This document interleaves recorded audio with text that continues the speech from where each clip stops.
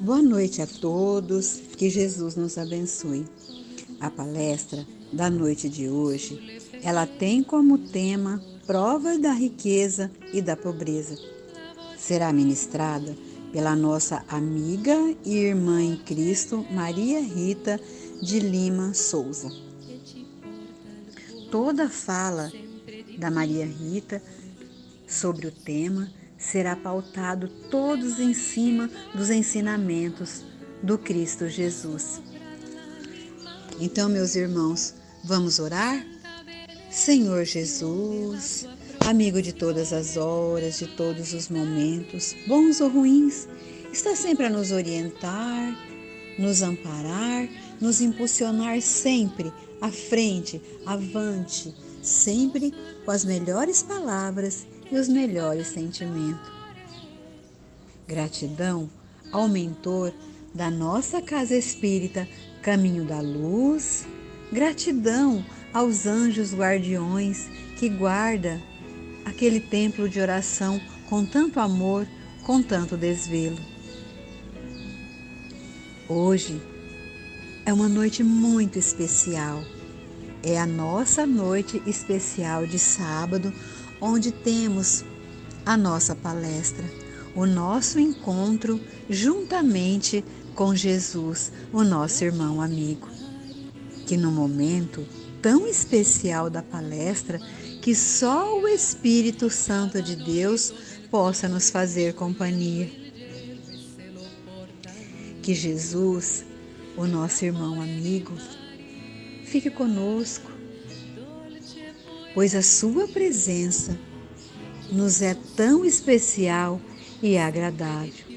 Então, Jesus, eu te convido, continue conosco, hoje, agora e sempre.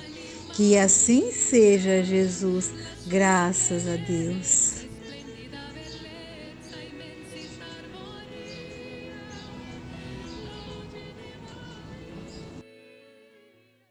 Prazer estar aqui na Nova Londrina, participar desse momento, dessa noite, mesmo com essa chuva, mas uma noite agradável, uma noite gostosa, e que nos dá a oportunidade de termos contato com essa doutrina que nos consola, que nos esclarece. E é através dos ensinamentos que nós vamos falar um pouquinho sobre as provas da riqueza e da pobreza. Vamos assim, eu vejo esse tema como uma reflexão de nossa caminhada enquanto aqui nessa existência. E vamos então ver o que o Kardec nos traz sobre esse tema. E ele faz a seguinte questão, por que Deus a uns concedeu as riquezas e o poder e a outros a miséria? É uma questão que o Kardec colocou de uma forma assim bem clássica, mas que todos nós, em alguns momentos da nossa caminhada, nós ficamos, meu Deus, por que eu tenho que ter tanta necessidade e o outro com tanta, vamos dizer assim, esbanjamento dos bens materiais? E isso todos nós nos questionamos, Mas os Espíritos, com toda a sua sabedoria, eles nos dizem o seguinte, que a necessidade da riqueza é justamente para que a gente possa experimentar de modos diferentes. E além disso, como sabeis, essas provas foram escolhidas pelos próprios Espíritos, que nelas, entretanto, sucumbem com frequência. Então, muitas vezes não, na verdade, quando eu falei no início, que eu vejo esse tema como uma grande reflexão, é que em nossa caminhada nós temos assim que nos conscientizarmos que muitas situações que nós vivemos nessa existência foram nossas escolhas, foram, vamos dizer assim, nossas provas. E tudo que nós temos no caminhar de nossa existência, sempre tiramos um aprendizado, sempre tiramos uma lição de existência, uma necessidade de amadurecimento. Vamos nos tornando melhores a cada dia e a cada momento que nós vamos entendendo qual a razão, qual o porquê de estarmos aqui. E eles continuam falando o quê? A riqueza e o poder fazem nascer todas as paixões que nos prendem à matéria e nos afastam da perfeição espiritual. É uma situação que a gente fica assim, não, eu mesmo tendo, né, minha situação financeira estável, eu estou sempre próximo a Deus.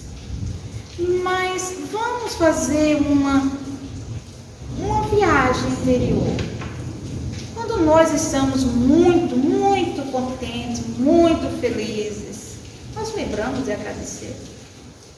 Só depois, né, que a euforia passa, aí que a gente fala assim, meu Deus, eu tenho que agradecer por tudo que tenho.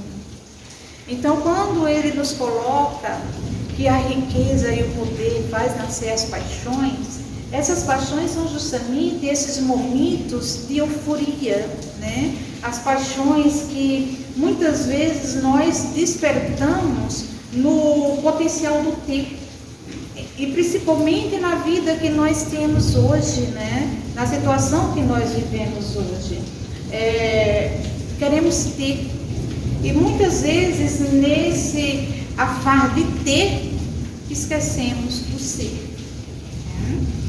Quantas vezes nós nos deparamos com situações onde as pessoas elas dão tanta importância ao ter que não se preocupam nem um pouco com o outro, né?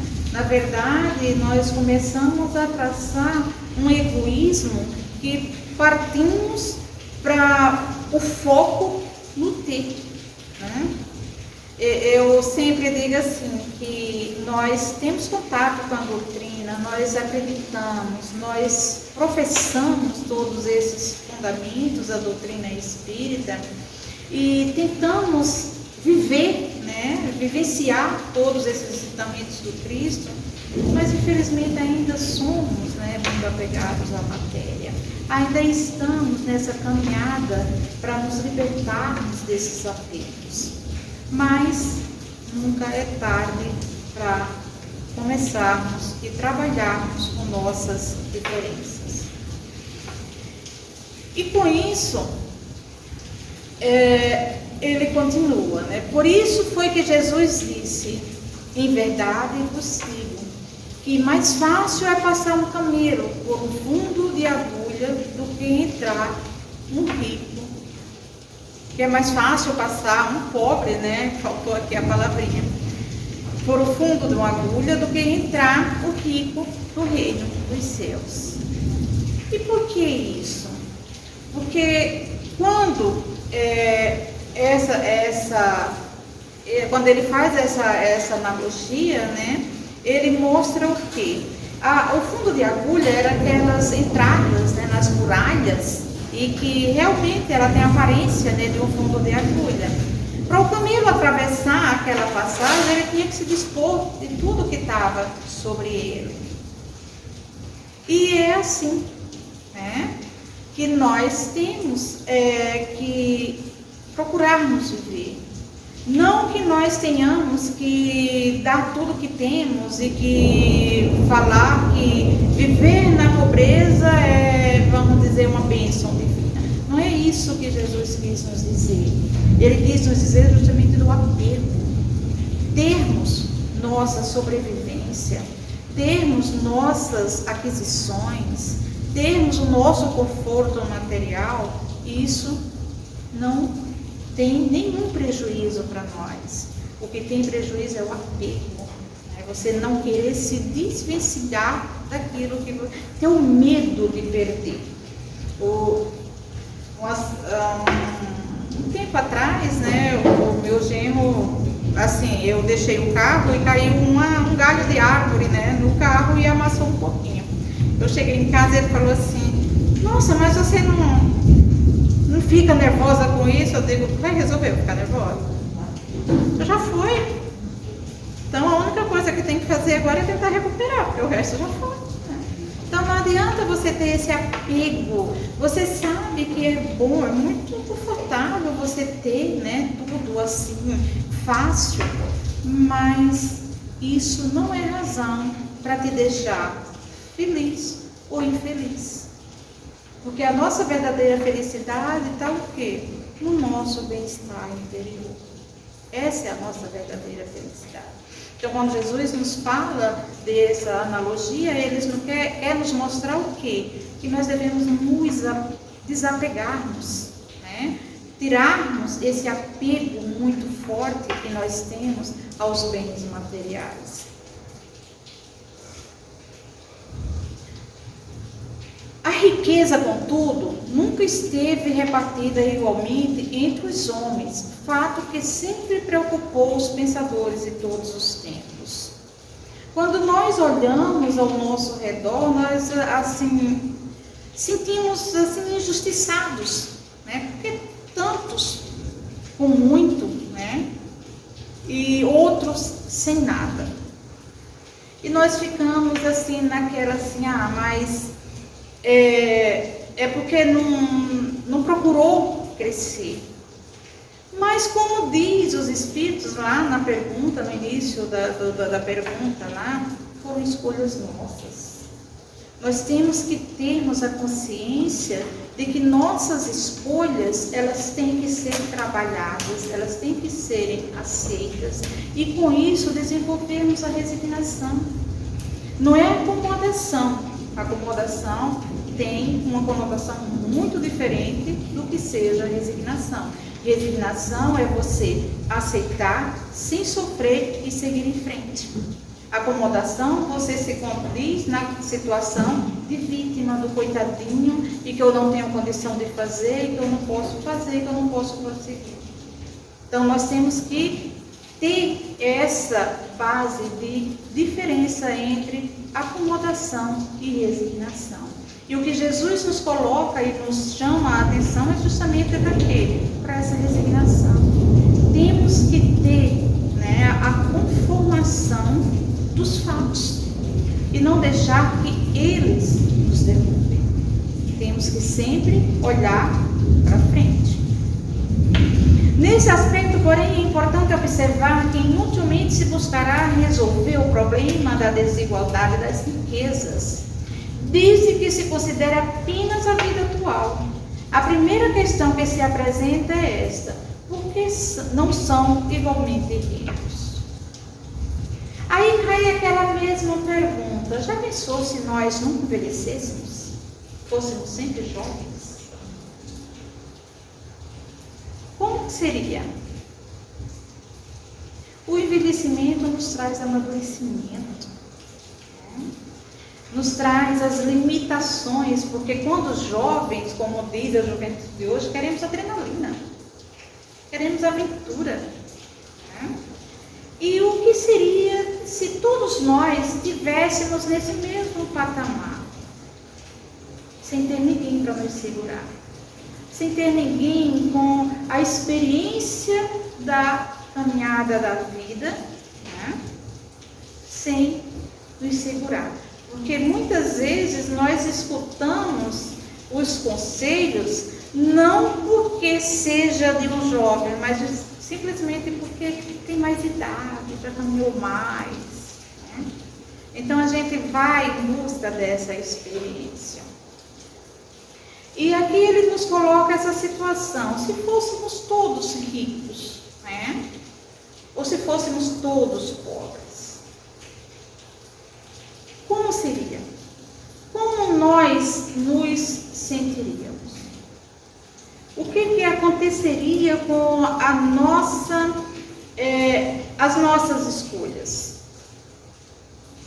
Então são momentos que nós assim temos que reflexionar nessas diferenças da nossa existência.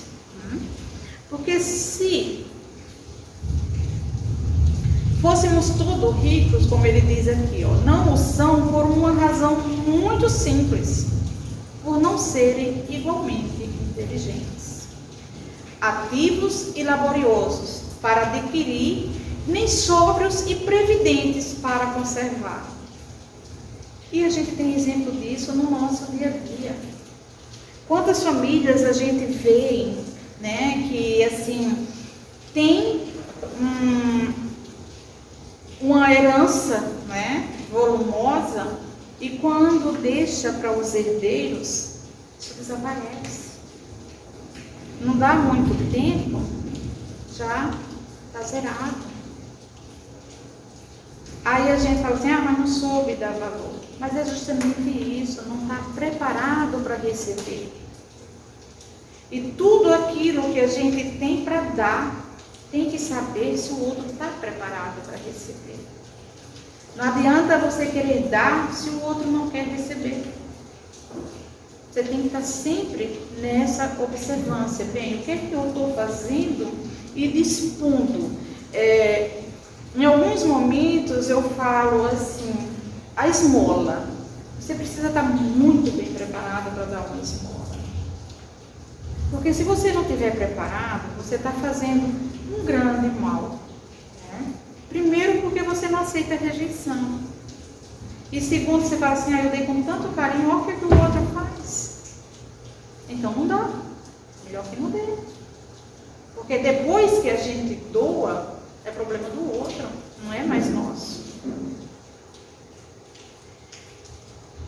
E tá aí a questão, né? Pela falta desse conhecimento, por essa desigualdade de evolução espiritual, é que muitos estão despreparados para ter essa riqueza na mão. E como a gente vê também nos casos de esses jovens, né, onde eles têm um poder aquisitivo maior, as barbaridades que eles fazem no momento, nessa euforia da juventude, os comportamentos, os riscos, não é à toa que a gente tem um grande número de mortes de jovens. Tudo por quê? Por inconsequência, né, de ter tudo muito fácil. Infelizmente, essa é a realidade. Isso se opõe à diversidade das faculdades e dos caracteres. Os homens não são criaturas iguais. Não somos. Nenhum de nós somos iguais. E muitas vezes a gente escuta assim, eu conheço tanto fulano como se fosse eu mesmo. Não conhece. Você conhece o fulano naquilo que ele te mostra ser. Mas no interior dele, só ele se conhece. Então não adianta dizer assim, eu ponho a minha mão no fogo, porque vai queimar. Né? Eu falo que o ser humano é uma caixinha de surpresa. Cada vez que você abre, é uma coisa nova que você vê, que você encontra. E que você tem que trabalhar para viver com esse novo. Logo, se a riqueza fosse repartida com igualdade entre todos, o equilíbrio em pouco tempo estaria desfeito. Porque essa riqueza ia ser gasta de maneiras diferentes. Então, muitos como Jesus mostra na parábola dos talentos. Enquanto um multiplicou, o outro guardou e conservou, e não conseguiu ir para frente. Mas por quê? Pelas nossas diferenças. Somos todos diferentes. E a maior felicidade nossa é que somos diferentes. Porque já pensou que monotonia seria se todos nós fôssemos iguais? Qual o sacrifício que teríamos de tentar compreender o outro, de tentar sermos melhores? E isso nesse sentido de acomodação. Porque se pensarmos por esse ângulo, aí vem aquele questionamento, mas por que o Espiritismo defende que nós vamos ter, uma evolução e que vamos viver em mundos e vamos ser espíritos bons? Então, será que ser um espírito bom é cansativo? É desinteressante? Não é essa a questão, né? Quando nós falamos em termos de sermos iguais num momento de convivência, é porque ainda não estamos no âmbito da evolução das nossas virtudes. Porque o que nos faz sermos bons dentro dessa evolução espiritual é justamente a plenitude de nossas virtudes, aonde o amor predomina. E o amor, ele precisa das desigualdades, para que nós tenhamos o quê? A solidariedade, a fraternidade, a caridade, né? A indulgência. Sem o amor, nada disso se desenvolve.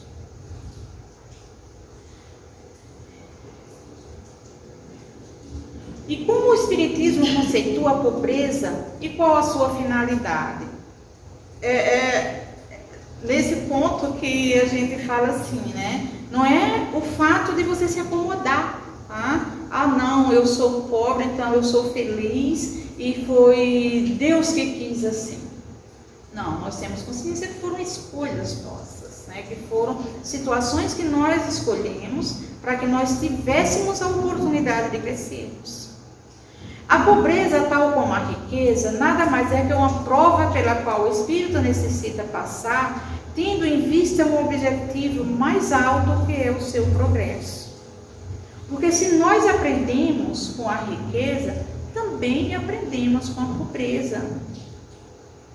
E a gente começa a imaginar assim, o que é pior? A pobreza ou a riqueza? Tudo vai depender do teu estado evolutivo. Enquanto você, na pobreza, você encontra pessoas altamente espiritualizadas, altamente, assim, cheias de fé, cheias de crença e que buscam viver felizes. Na riqueza você encontra pessoas altamente tristes, com tendência suicida e que você olha assim, gente, tem tudo, por que vive assim?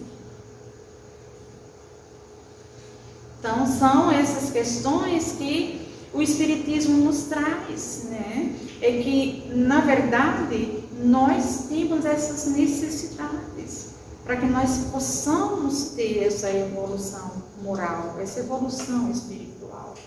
Sabermos lidar com as dificuldades. Deus concede, pois, a uns a prova da riqueza e a outros da pobreza para experimentá-los de modos diferentes. Tem umas coisinhas que saem assim no Face, eu gosto de estar olhando no Face porque eu me divirto com o Face, né? E tem umas que também trazem assim, umas reflexões para a gente, né? Tem uma que eu acho bem interessante que fala assim, se você for na casa de um rico, ele não te oferece nem água. Mas se você for na casa de um pobre, ele te oferece uma mesa de café. E é bem isso, né? Quanto menos nós temos a necessidade de compartilhar. E é incrível isso, né? É uma coisa que vem assim muito instantânea, muito de dentro de nós. Nós sempre é mais fácil desenvolvermos a empatia quando temos dificuldades do que quando não as temos.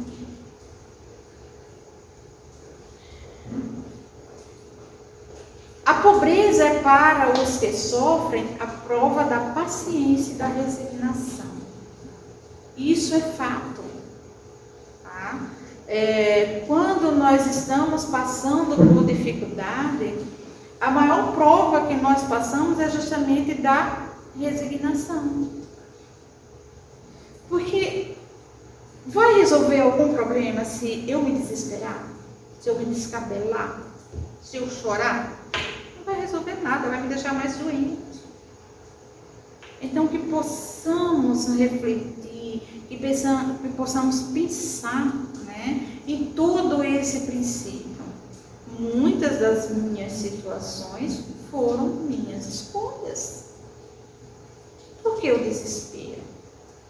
É muito mais confortável se eu aceitá-las e der continuidade a minha caminhada.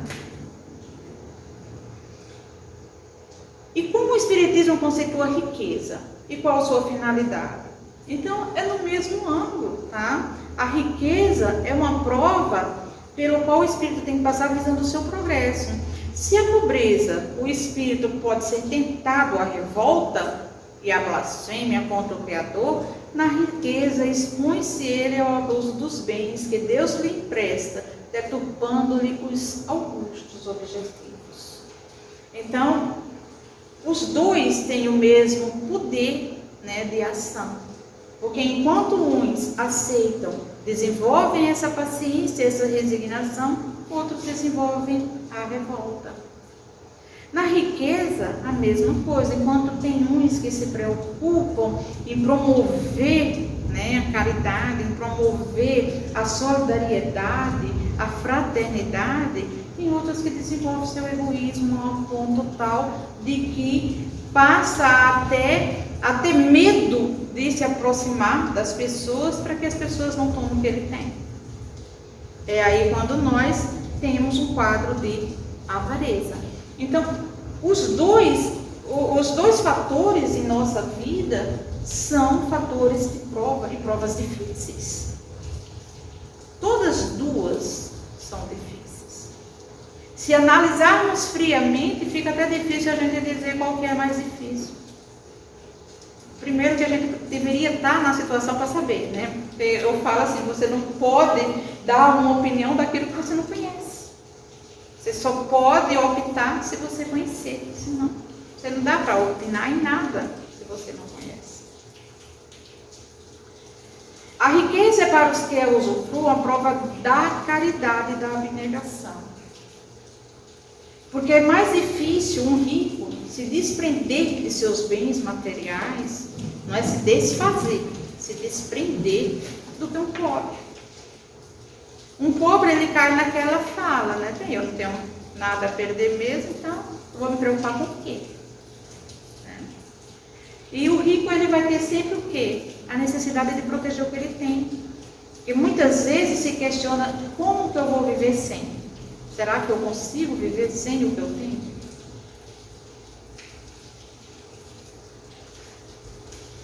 Qual das duas provas é mais terrível para o homem? A da desgraça ou a da riqueza?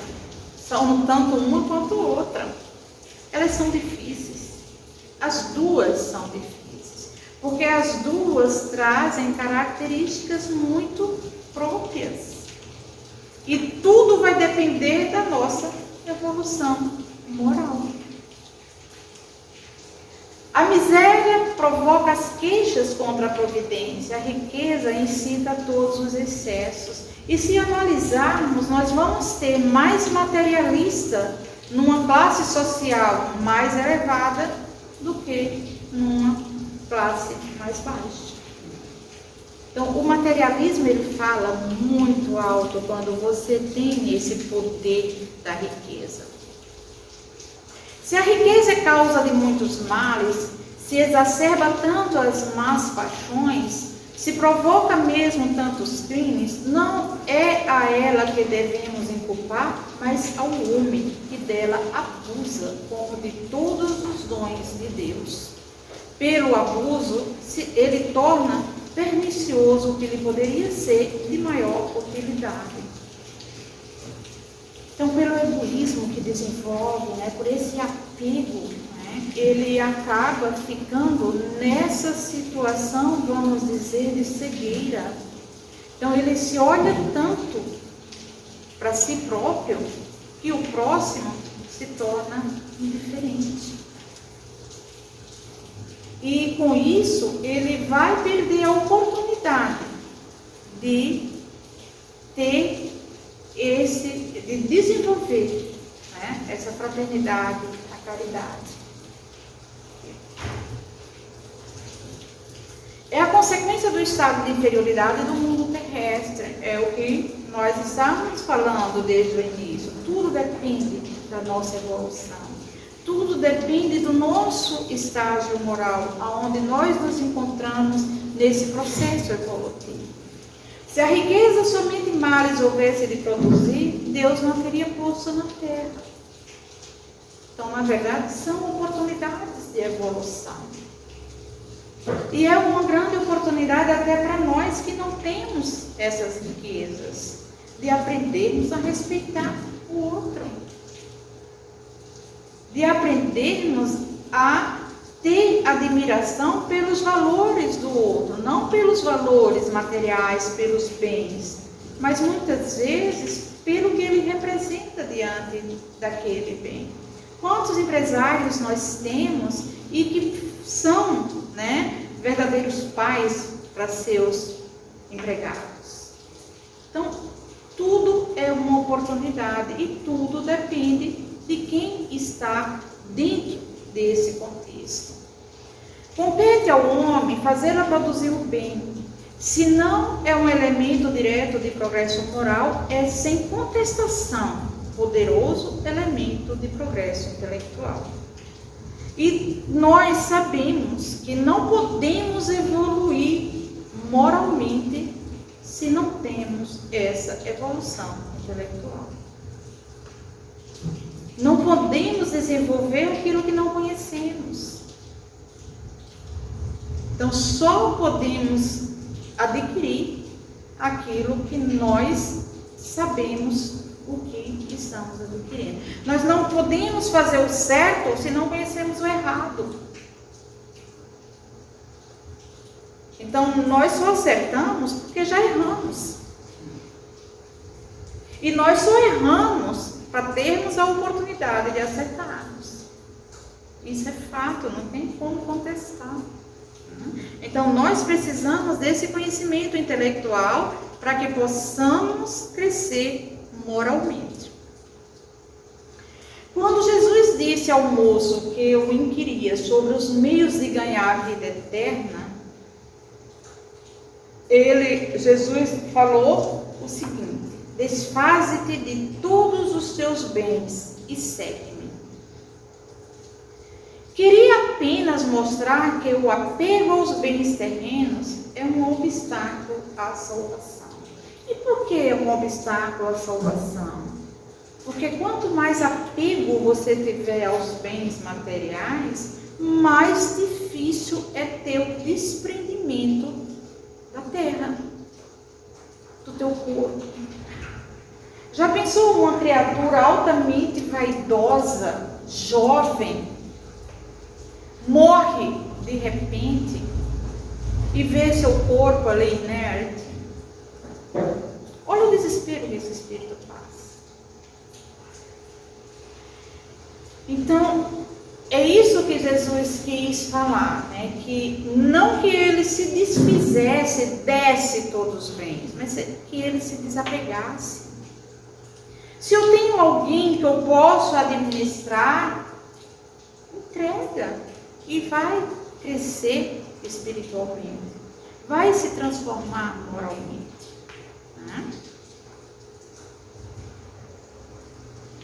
Revestidos de andrajos ou de suntuosos hábitos, os seus corpos são animados por espíritos da mesma origem e todos reunir-se-ão na vida futura.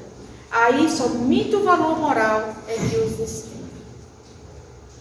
Então, muitas vezes, uma vez eu estava comentando com um amigo assim, eu vejo muito pessoal falar assim: você tem que fazer isso porque quando você desencarnar, a vida lá vai te cobrar. Não, a cobrança é aqui. Lá você só vai usufruir do que você fez aqui. Então, nós temos que nos melhorarmos aqui, nesse momento. Nos despojarmos de tudo que nos prende e que nos impede a evoluir. A nossa busca é para a nossa felicidade plena. E nossa felicidade plena só vai acontecer quando nós estivermos num momento de plenitude moralmente falando. Onde nossa fraternidade seja vista com um olhar realmente fraterno, aonde eu veja no meu próximo meu irmão de criação divina, e não só um ser que faz parte do meu convívio. Somos todos criados por um só Criador. Simplesmente estamos rotulados pelas necessidades consanguíneas da matéria. Mas quando nós partimos, somos todos iguais. E a maior prova que somos todos iguais, existe morte melhor do que a outra? A morte é uma só. Vai para o mesmo lugarzinho. Se decompõe da mesma forma. Se vai na cremação, ele só vira pó mais rápido. Mas vai ser o mesmo fim. Qual a diferença que existe numa cremação de um pobre para um rico? O pó vai sair do mesmo jeito. Se você enterrar dois corpos, um belo e um feio, depois de 2 anos eles vão estar igualzinhos. Tem diferença nenhuma. Então, o que nos prende e os que nos rege nessa caminhada é justamente nossos bens morais. Se Jesus prometeu aos humildes e aos pequenos a entrada dos reinos celestes, é porque a riqueza e o poder engendram muitíssimas vezes o orgulho. No entanto, uma vida laboriosa e obscura é o tônico mais eficaz para o progresso moral. Porque é muito fácil, mais aquela parábola de Jesus, né? A porta larga, é muito fácil você passar pela porta larga. É muito fácil quando você tem tudo nas suas mãos. Mas vamos pensar quando você recebe algo assim prontinho e quando você realiza aquela obra. É muito gostoso quando você faz e você fala assim, esse foi eu que fiz. Então, é nesse sentido que nós temos que pensar nessas diferenças entre pobreza e riqueza. E não pensarmos que uma é pior do que a outra. As duas são iguais no sentido de nossa evolução. Se apesar de tudo a sorte do destino designar a ocupar uma posição elevada neste mundo, ele não deverá regozijar-se, pois desde então são muito maiores as suas responsabilidades e os seus compromissos. Porque aí eu vou ter pessoas sob a minha tutela. E eu preciso, antes de tudo, desenvolver a justiça. Eu não posso ser injusto diante daqueles que estão na minha subordinação. Mas também não deve lastimar-se no caso de ser colocado entre as classes inferiores da sociedade. Nós temos oportunidades, né, de vermos as diferenças sociais e quantas pessoas são felizes dentro do seu momento, né, de vida, de experiência. E são esses momentos de felicidades, essas buscas de conquista, que nos fazem viver ardentemente um dia após o outro. A tarefa dos humildes é a mais meritória. São estes os que suportam todo o peso da civilização. É do trabalho que a humanidade vive e se alimenta. Então, está aí mais uma passagem do livro dos Espíritos das Leis, né, naturais. A lei do trabalho. Todos nós precisamos trabalhar.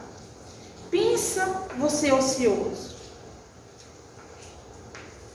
Aí você acaba desenvolvendo a depressão, aí você acaba desenvolvendo problemas articulares, porque aí você começa a entrar naquele marasmo. Gente, não tem nada mais gratificante do que você trabalhar. Devemos agradecer todo minuto de nossas vidas, termos a oportunidade de trabalhar. As dificuldades que nós temos no trabalho não somos só nós, qualquer um. Eu sempre falo, gente, não adianta, você pode ser um grande empresário, você vai ter dificuldades da mesma forma. São situações diferentes, mas as dificuldades são as mesmas. O pobre deve ser sagrado para todos, porque foi nessa condição que Jesus quis nascer e morrer. Da pobreza também saíram Epicteto, Francisco de Assis, Miguel Ângelo, Vicente de Paulo e tantos outros grandes espíritos que viveram neste mundo.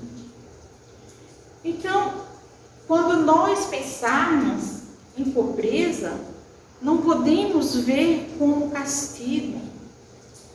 Não podemos olhar aquela situação com um olhar desprezível. Porque é ali que está a oportunidade de crescer. Do mesmo jeito que nós temos numa situação um pouquinho mais privilegiada, também estamos tendo a oportunidade de crescermos, de evoluirmos, de nos tornarmos melhores. E esse é o nosso objetivo enquanto criação divina, é nos tornarmos melhores. Não melhores materialmente falando, mas melhores moralmente falando. Imaginemos um mundo futuro onde todos nós tenhamos, pelo mínimo, no mínimo, respeito ao nosso próximo. Só precisava respeitar. Eu sempre falo assim da oração do Pai Nosso.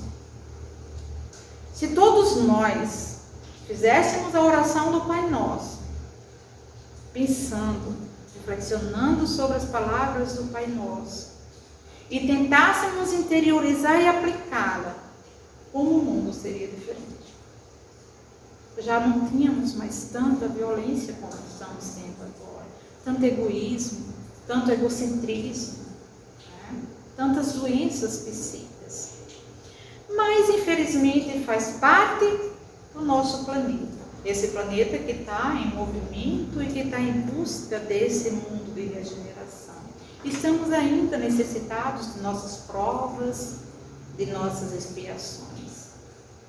E precisamos, mais do que nunca, desenvolvermos o que traz aqui o nosso texto, né? Desenvolvermos a paciência, a resignação, a abnegação, a caridade e seguirmos em frente com um coração cheio de esperança e buscando praticar o que Jesus nos deixou.